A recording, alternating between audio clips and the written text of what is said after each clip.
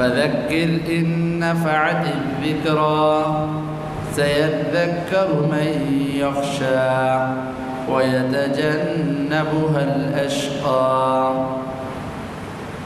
قال النبي صلى الله عليه وسلم الحياء شعبة من الإيمان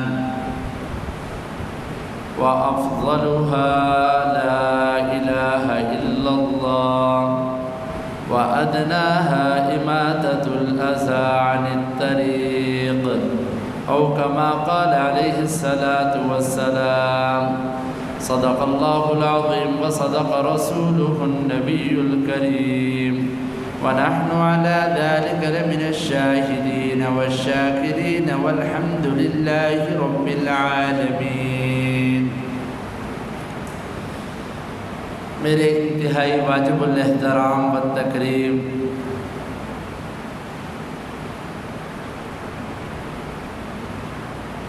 ماہ محرم الحرام کی آج 20 تاریخ ہے.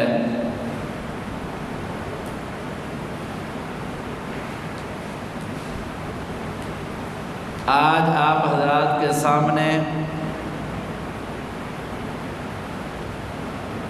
3 باتیں عرض کرنی ہیں. پہلی بات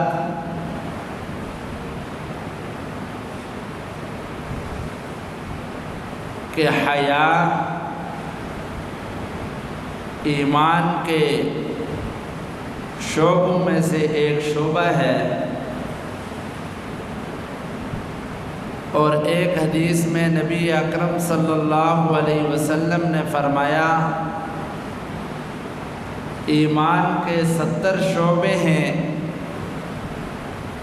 سب سے افضل اعلیٰ و بالا جو شعبہ ہے وہ یہ ہے کہ آدمی زبان سے لا الہ الا اللہ محمد الرسول اللہ کہے، اور ایمان کا ادنا شعبہ یہ ہے کہ راستے سے تکلیف دہ چیز کو ہٹا دیا جائے. دوسری بات آپ سے یہ عرض کرنی ہے کہ ایمان نام ہے احساس کا. جس کے اندر احساس ہے اس کے اندر ایمان موجود ہے، جس کے اندر احساس نہیں اس کے اندر شقاوت ہے، سختی ہے، تو اس کے ہاں ایمان بھی کوئی معنی نہیں رکھتا. اور تیسری چیز نبی اکرم صلی اللہ علیہ وسلم نے مشکل حالات میں دکھی انسانیت کا ساتھ دیا ہے. سب سے پہلی بات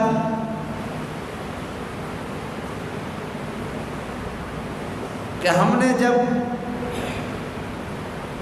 اپنے آپ کو مومن کہہ دیا، ایمان والا کہہ دیا،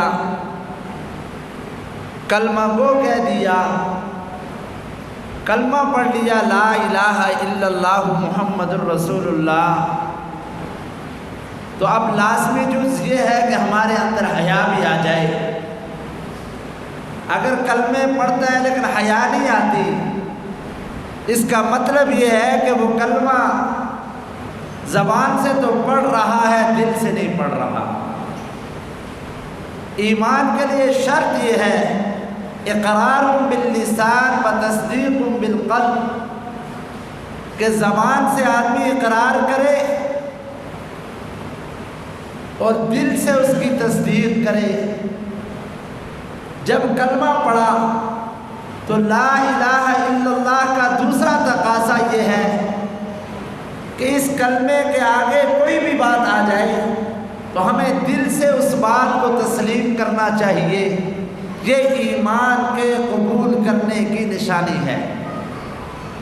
اسی لیے ایمان والے کی صفات نبی اکرم صلی اللہ علیہ وسلم نے بیان فرمائی، آمنت باللہ، میں اللہ پر ایمان لایا.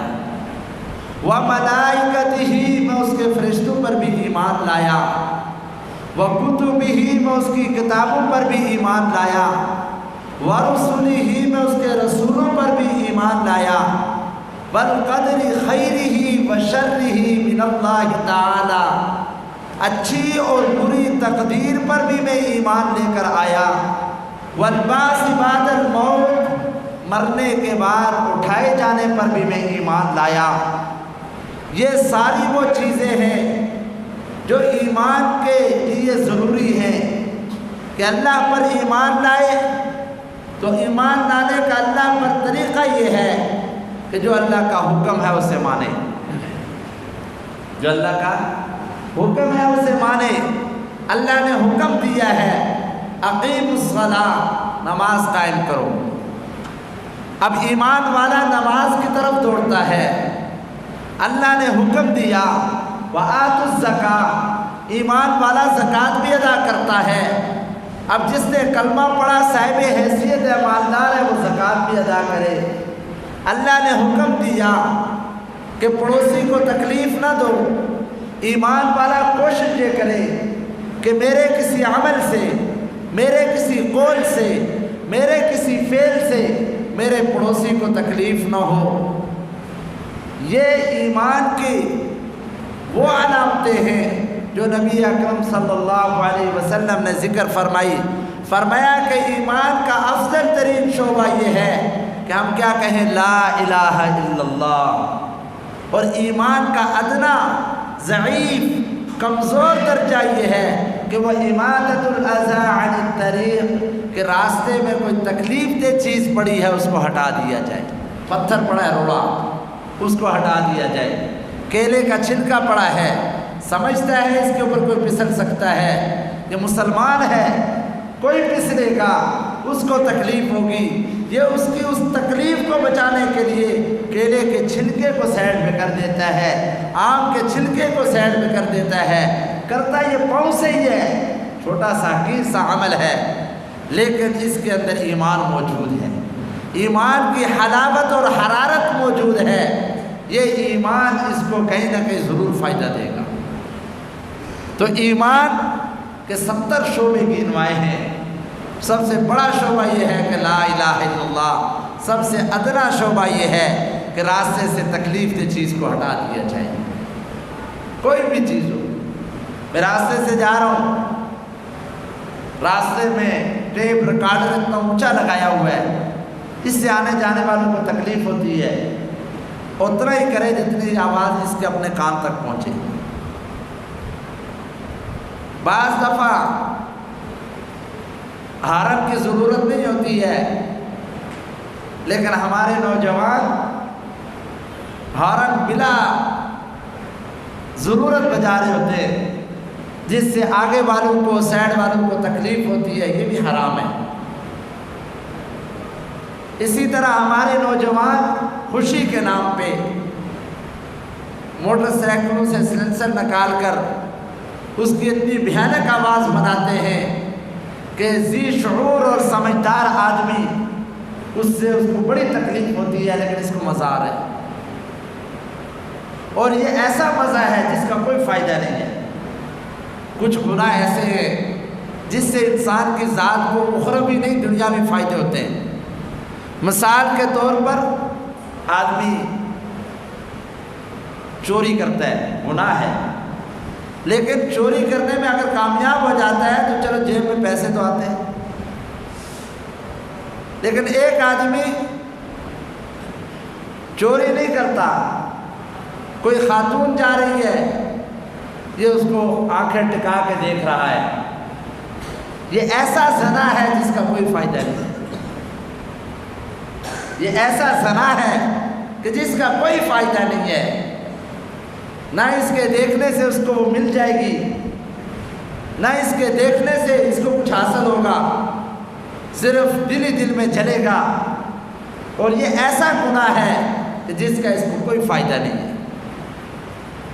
اسی طرح کسی کو اللہ تعالیٰ نے مال دیا ہے، مکان دیا ہے، گھر دیا ہے، کاروبار دیا ہے، اچھا کاروبار چل رہا ہے، یہ بجائے اس کو یہ کہتا ماشاء اللہ لا حول ولا قوت الا باللہ، اے اللہ تو نے اس کو کاروبار دیا ہے، یا اللہ اس کو برکت دے، یا اللہ اسی طرح کا ایک کاروبار مجھے بھی دے دے۔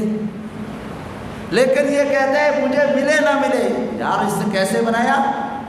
اس نے تو ضرور چوری کی ہوگی، اس نے تو پتہ نہیں کیا بیچتا ہے، اتنا مالدار ہو گیا۔ خواہ مخواہ کے بہتان، خواہ مخواہ کے الزامات، خواہ مخواہ کی باتیں کہ جس سے حاصل کچھ نہیں ہوگا۔ حاسد اپنے محسود میں، اپنے حسد کے اندر وہ جل جل کے مر رہا ہوتا ہے، اس کو حاصل کچھ نہیں ہوگا۔ اسی لیے میرے بھائیوں، اگر ہم ایمان کی روش کو اپنا لیں گے تو پھر ہمیں ان سب چیزوں پر وہ کرنا پڑے گا جو رسول اللہ صلی اللہ علیہ وسلم نے تعلیم دی۔ دوسری چیز، پہلی چیز میں نے بتائی کہ ایمان جو ہے وہ ضروری ہے۔ ایمان ہوگا تو آپ نیک عمل کریں گے تو آپ کا ایمان قبول ہوگا، آپ کی نیکی قبول ہوگی۔ آپ کا ایمان ہے، آپ نے کسی کو پانی پلا دیا، آپ کو ثواب ملے گا۔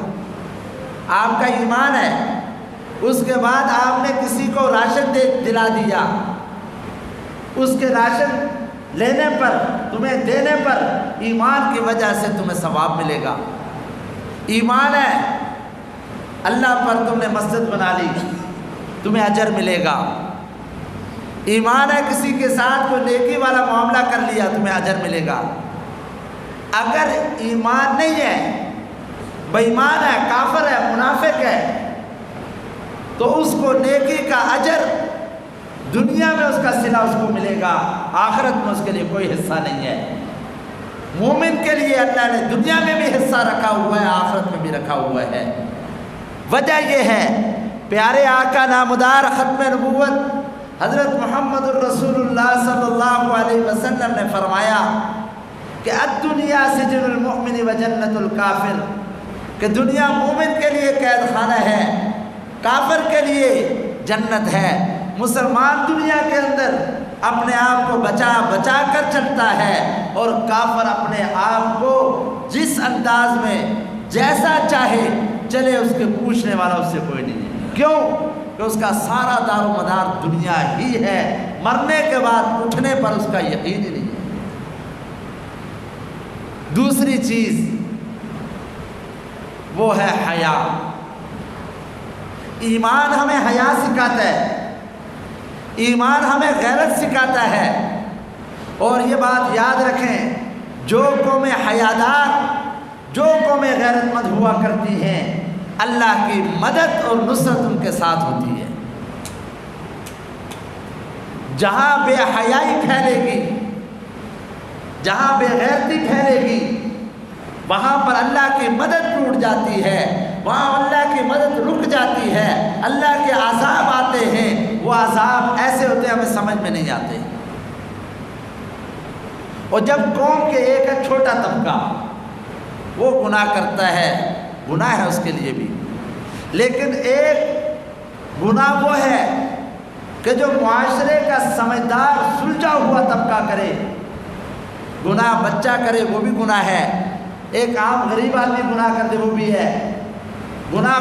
چوری ایک عام لڑکے نے کر دی چوری ہے، ایک مولوی صاحب جا کے چوری کرتا ہے، دونوں کی چوریوں میں فرق ہے۔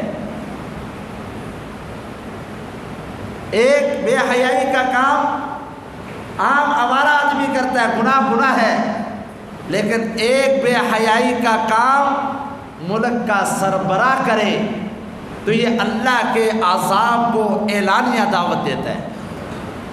یہ بات سمجھ آئی؟ ایک گناہ ہے کہ ہم کوئی بھی کر لے، گلی میں چھپ کر لے، وہ گناہ ضرور ہے، اس کا اللہ کا معاملہ ہے۔